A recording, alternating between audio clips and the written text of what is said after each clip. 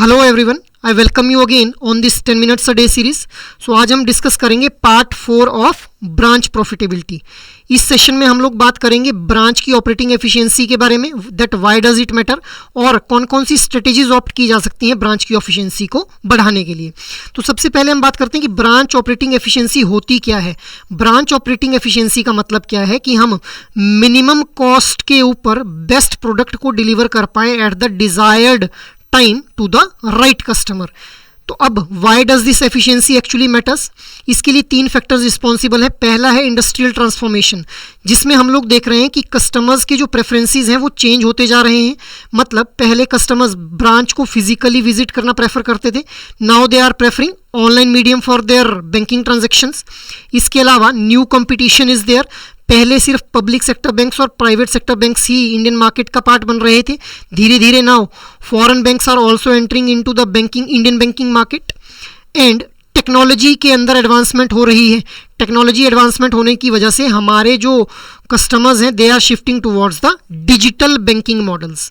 So that is why banks need to maintain their efficiency.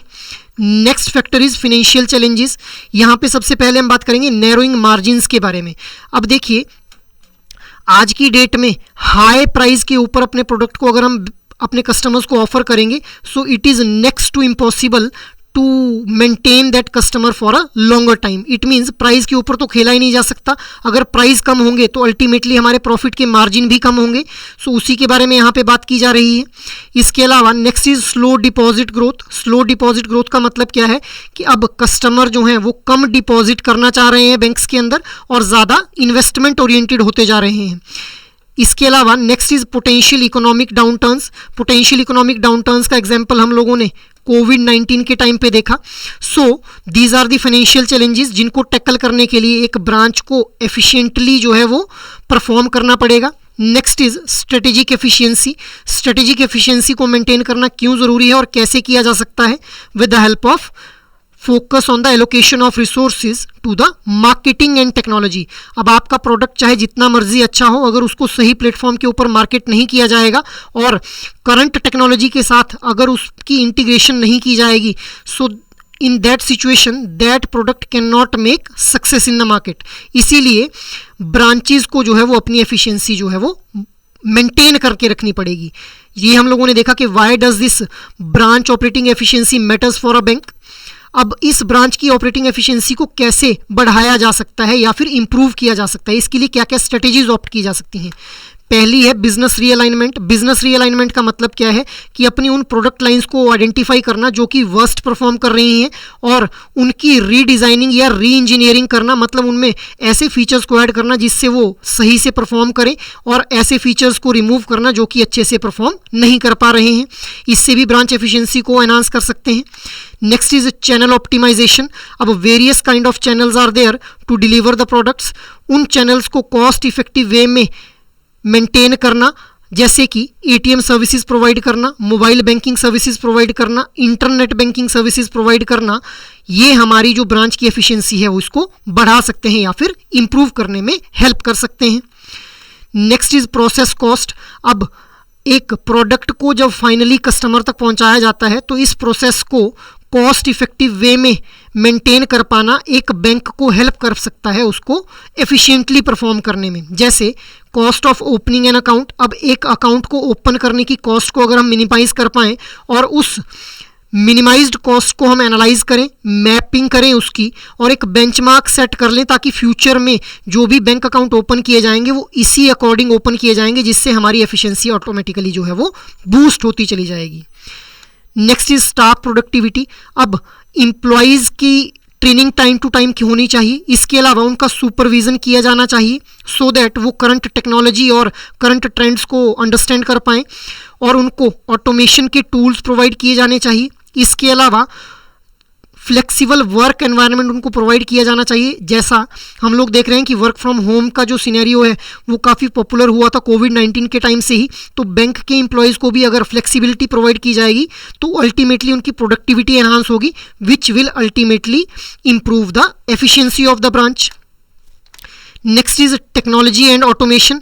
अब technology में day by day हम लोग growth देखते जा रहे हैं, तो हम लोग ऑटोमेशन टूल्स की हेल्प से कस्टमर को सेल्फ सर्विस जब प्रोवाइड करेंगे, सेल्फ सर्विसिंग का मतलब क्या है कि जैसे ब्रांच में कोई कस्टमर आता है और अगर उसने अपनी पासबुक में एंट्री करवानी है तो आजकल ब्रांचेस के अंदर कियोस्क मशीन्स जो है वो इंस्टॉल की गई हैं जहां से कस्टमर्स अपने लेवल के ऊपर अपने पासबुक की एंट्री कर सकते हैं। तो it means there is minimized employ and customer interaction. So इस तरह से ब्रांच की एफिशिएंसी को एनहांस किया जा सकता है। इसके अलावा एम्प्लॉयज़ को फुल प्रूफ डेटा प्रोवाइड किया जाएगा अगर कस्टमर्स का, तो वो एम्प्लॉयज़ जो हैं वो अपने कस्टमर्स की प्रेजेंट और फ्यूचर नीड्स दोनों को समझ पाएंगे, जिस वजह से अल्टीमेटली ब्रांच की एफिशिएंसी को वो इम्प्रूव करने में सक्सेसफुल रहेंगे। Next is product bundling and relationship management.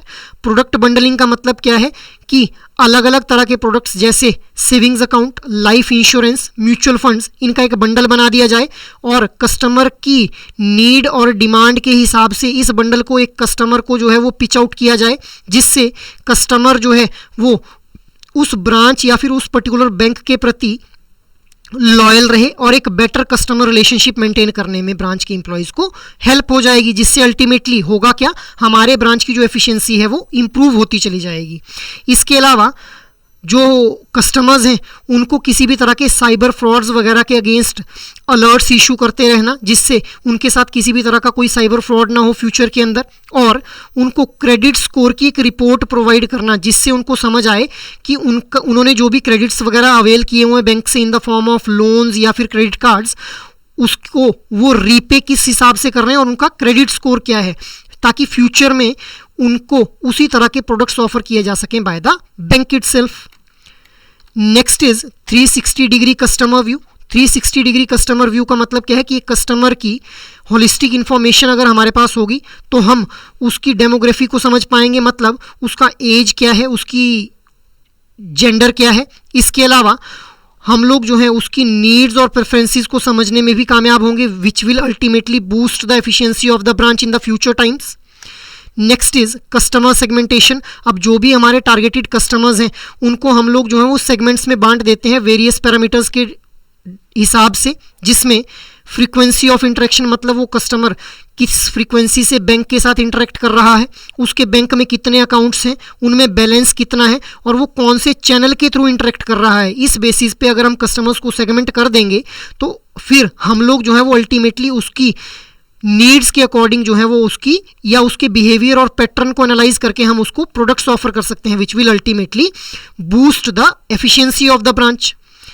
Next is real time cross selling. Real time cross selling का मतलब क्या है कि हम कस्टमर को जो प्रोडक्ट वो अवेल करना चाहता है उसके अलावा कुछ ऐसे प्रोडक्ट्स को ऑफर करें जो कि उसको उस टाइम के ऊपर उसकी डिमांड को फुलफिल कर पाए। जैसे अगर कोई कस्टमर न्यूली मैरिड है तो हम लोग उसको जॉइंट अकाउंट ओपन करने के लिए बोल सकते हैं।